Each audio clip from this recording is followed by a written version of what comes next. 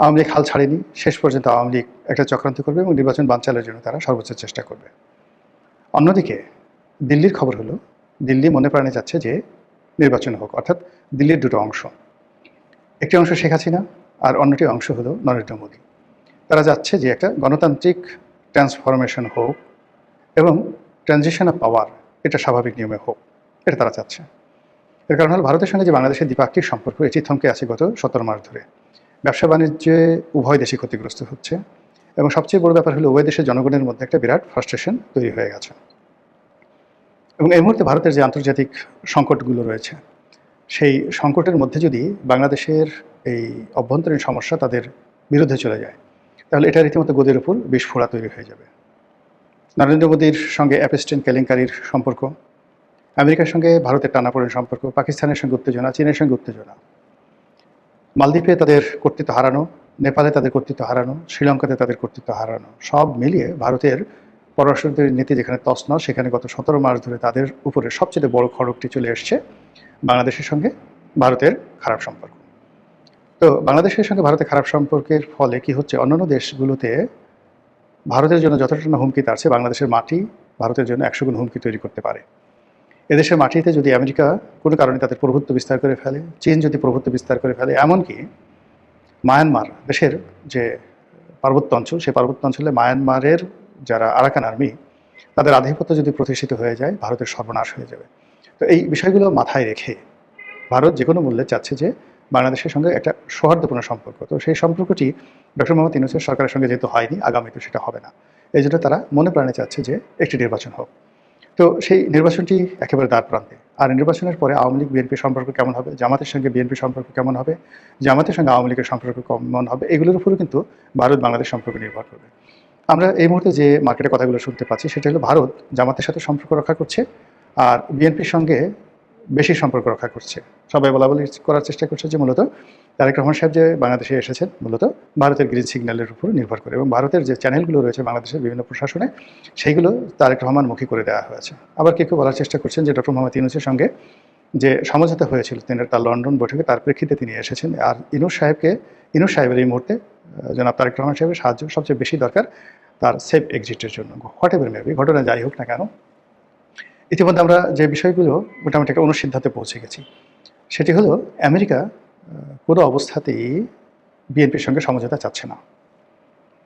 আমেরিকার এই মুহূর্তের প্রথম পছন্দ আওয়ামী লীগ, দ্বিতীয় পছন্দ জামাত, এবং আমেরিকা চাচ্ছে যে জামাতকে ক্ষমতায় প্রতিষ্ঠিত করে জামাতের হাত ধরে আওয়ামী লীগ বাংলাদেশে আসুক।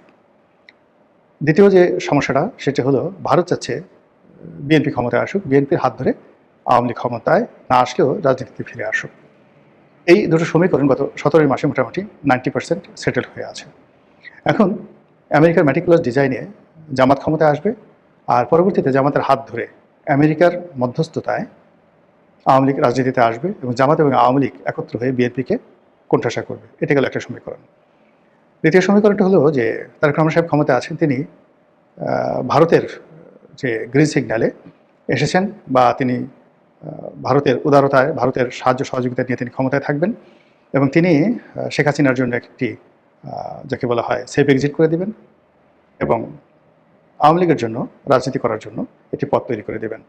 বিনিময়ে দিল্লির মানে যাকে বলা হয় আশীর্বাদ তারেক রহমান সাহেবের মাথায় থাকবে। এই দুটো সমীকরণ। এখন এই দুটো সমীকরণ যদি আপনি বিচার বিশ্লেষণ করেন, তাহলে সেখানে দেখবেন যে এখানে মাইনাসের খাতায় বিএনপি এবং জামাত দুটোই থাকছে। আমেরিকা যদি এখানে তাদের কুটচাল সফল করতে পারে, তাহলে বিএনপির খবর আছে। দিল্লি যদি তাদের কুটচাল সফল করতে পারে, তাহলেও জামাতের খবর আছে। এই গেল একটা।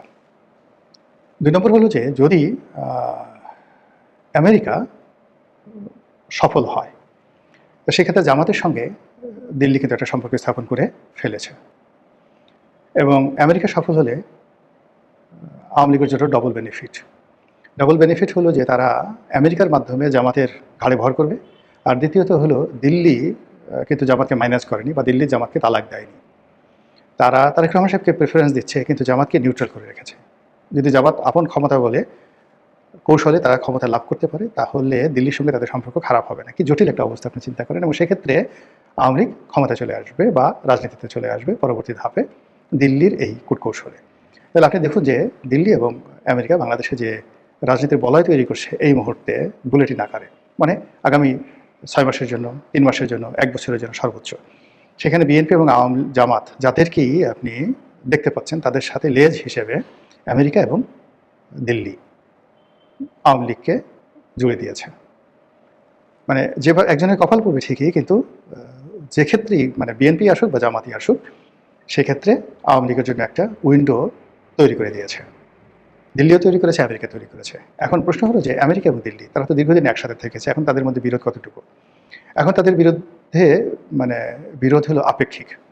ইউক্রেন যুদ্ধের নিষ্পত্তির উপর এবং ইরান যুদ্ধের নিষ্পত্তির উপরে কিন্তু আমেরিকা এবং ভারতের সম্পর্ক নির্ভর করবে, এবং এই সম্পর্কটা লং টার্মে খারাপ থাকবে না। কারণ হলো ভারত এত বড় মার্কেট এবং আমেরিকাতে ভারতের এত বড় বিনিয়োগ, ওটাকে আসলে চ্যালেঞ্জ জানানোর মতো ক্ষমতা ডোনাল্ড ট্রাম্পের নেই।